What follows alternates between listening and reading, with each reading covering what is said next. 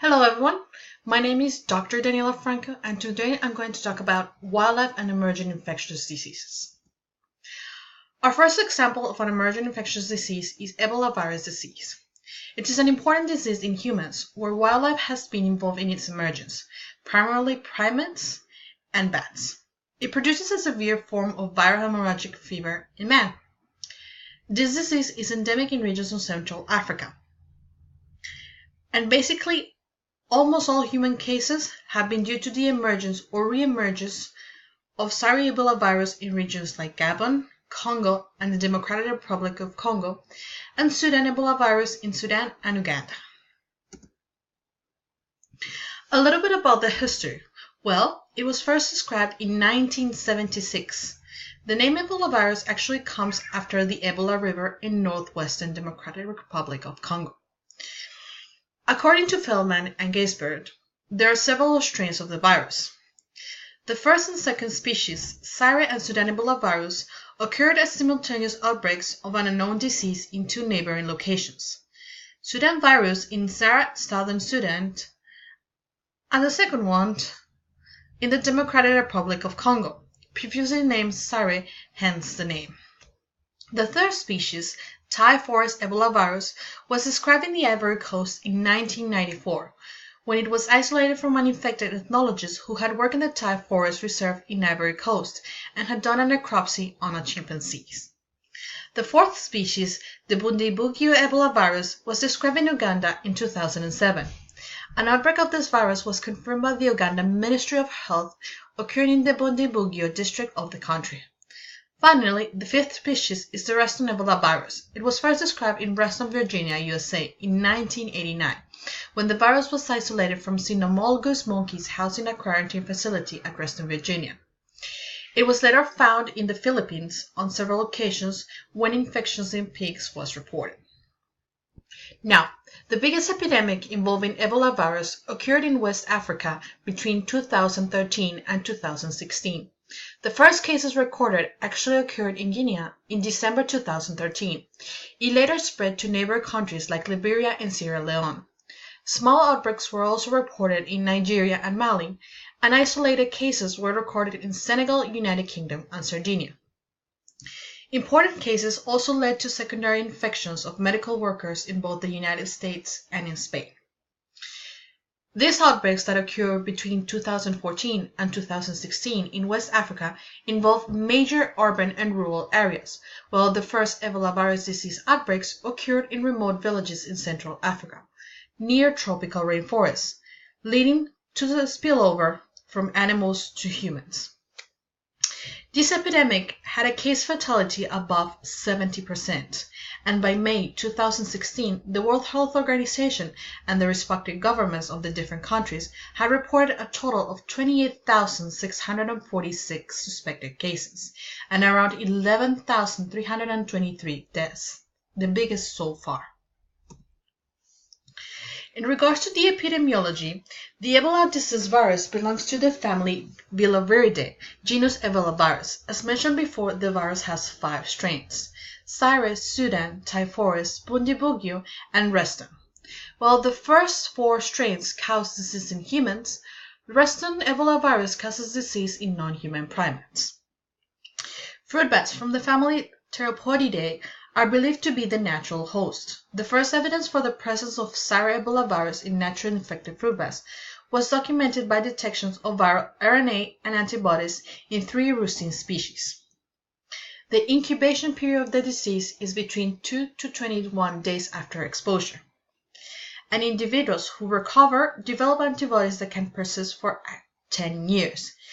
It remains unknown whether these individuals remain completely immune to the virus or could become infected by another species of Ebola virus. Transmission. Well, human outbreaks stem from direct human exposure with blood, secretions, organs, or other bodily fluids of either infected fruit bats or intermediate hosts like non-human primates, gorillas, chimpanzees, monkeys, etc., or even other animals like forest antelopes, which are found ill or dead in the forest. The infections then unfold into human-to-human transmission chains that lead to outbreaks. This human-to-human transmission occurs via direct contact through broken skin or mucous membranes with the blood, secretion, etc. of infected people, and with surfaces and materials like bedding, clothing, needles, medical equipment that are contaminated with these fluids. Contact with needle sticks and contaminated blood is also a form of exposure. The reuse of contaminated needles actually played an important role in the 1976 outbreaks of Ebola virus in Sudan and Zaire. Other forms of exposure include butchering of chimpanzees or other primates for food. This one was particularly linked to outbreaks of Zaire Ebola virus in Gabon. Direct contact was the probable route of transmission, and the handling and consumption of freshly killed bats was also associated with an outbreak of Zaire Ebola virus in the Democratic Republic of Congo.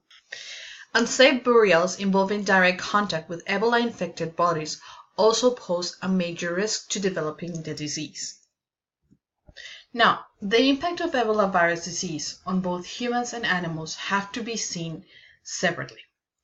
Clinical signs of the disease on humans differ depending on the stage of the disease. Signs of disease onset include fever, fatigue, chills, myalgia, headache, and even sore throat. Now, subsequent signs are actually multisystemic. At the gastrointestinal level, we have anorexia, we have nausea, vomiting, abdominal pain, and diarrhea. At the respiratory level, there's chest pain, shortness of breath, coughing, and nasal discharge. At the vascular level, there's conjunctival injection, postural hypotension, and oedema.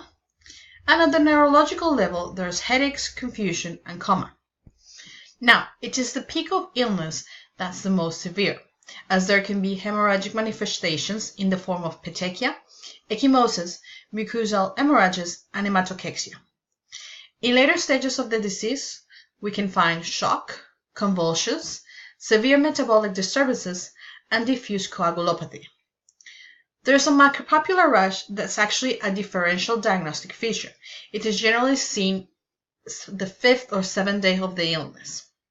There's also an increased risk of miscarriage in pregnant women and a high death rate for children of infected mothers due to the transmission of the virus from the infected mother to the child during breastfeeding, either through milk or close contact.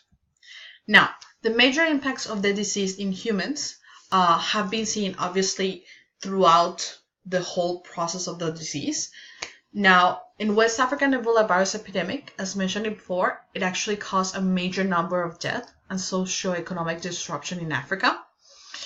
Currently, the disease produces anxiety in the general public and healthcare workforce, mainly due to the fear of misuse as a biological terrorism weapon. You see, Ebola virus is actually a biothreat pathogen of category A. Why? Well, first of all, it has a high fatality rate as a result of the impairment of the vascular, coagulation, and immune systems that can lead to multi-organ failure and shock. For example, Zaire Ebola virus species have a case fatality rate between 60 and 90%, while Sudan Ebola virus species have a case fatality rate of 40 to 50%.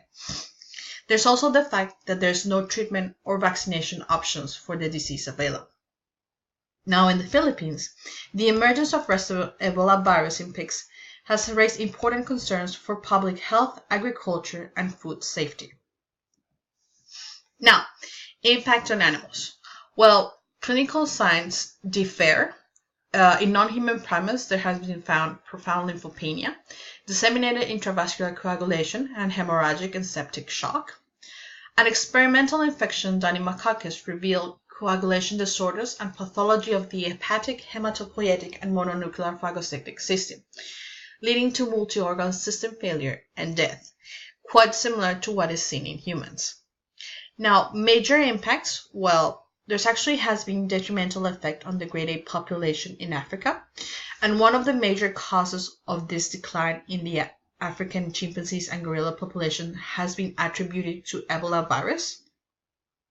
Why? Well, because Ebola virus most commonly exists in and around the African rainforest in the Congo, with previous outbreaks extending east to Uganda, north to Sudan, and west to Gabon and the Ivory Coast, it has managed to kill hundreds of chimpanzees and gorillas in recent decades.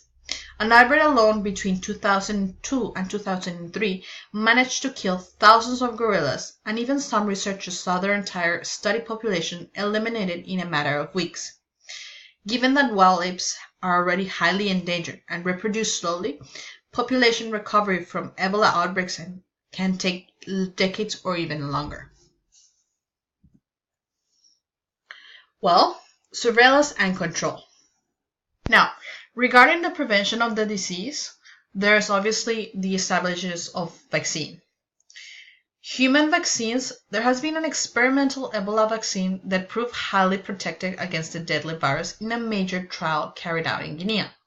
The vaccine was studied in a trial involving 11,841 people during 2015. Among the 5,837 people who received the vaccine, no Ebola cases were recorded 10 days or more after vaccination. In comparison, there were actually 23 cases 10 days or more after vaccination among those who did not receive the vaccine. Obviously, this so far is still under research. Now, regarding animal vaccines, there's actually 2 new Ebola vaccines that have been found to protect monkeys against the serious strains of the virus responsible for the current outbreak. Only 1 dose is required. However, be mindful that this vaccine only serves for the serious strain. Now, regarding the control, it depends on whether we are in a natural setting or a hospital setting. In a natural setting, it's important to do case management, surveillance and contact tracing, good laboratory service, safe burials, community engagement, and reduction of risk factors. These are reducing the risk of wildlife to human transmission. So basically, it involves reducing the contact with infected animals and the consumption of the raw meat. How? Animals should be handled with protective clothing like gloves, and animal products like blood and meat should be thoroughly cooked before being consumed. It involves reducing the risk of human-to-human transmission, either from direct or close contact with people with Ebola symptoms. And when taking care of sick patients, it involves wearing personal protective equipment and regularly washing the hands. And finally, it involves outbreak containment measures, like identifying people who may have been in contact with an infected person and monitoring their health for 21 days, isolating 6 people from those healthy ones to prevent further spread, and doing safe burial of the dead individuals. Now, in the hospital setting, it involves isolation of sick patients, the use of protective clothing and respiration by all personnel involved, doctors, nurses, and caretakers. It involves using sterile injection equipment and having proper isolation and intensive care units to manage important cases. Now, in regards to surveillance, well, according to the World Health Organization manual on Ebola and Marburg virus disease epidemics, preparedness, alert, control, and evaluation, the strategy for the prevention and control of epidemics comprises of 4 phases. The first phase is the before phase, which is the pre-epidemic preparedness. What happens? Because animal outbreaks of Ebola usually precede human cases, animal mortality surveillance can be used as an early warning system to trigger the implementation of a prevention program. The goal is basically to reduce the risk of human outbreaks. Obviously, there should also be standard infection control precautions that need to be reinforced in all healthcare settings to reduce the risk of pathogen transmission from known or unknown sources. Now, the second phase, which is the alert, is when there's a suspected Ebola or Marburg case. A team is immediately sent to the site to investigate the rumor, evaluate the risk of an outbreak, and collect specimens that need to be sent to the lab. They also implement initial control measures until the laboratory results are received. They perform diagnostic testing, which can be in the form of ELISAs, reverse transcriptase PCR assay, virus isolation by cell culture, or serum neutralization tests and electron microscopy, which are also included by the World Health Organization as diagnostic tests.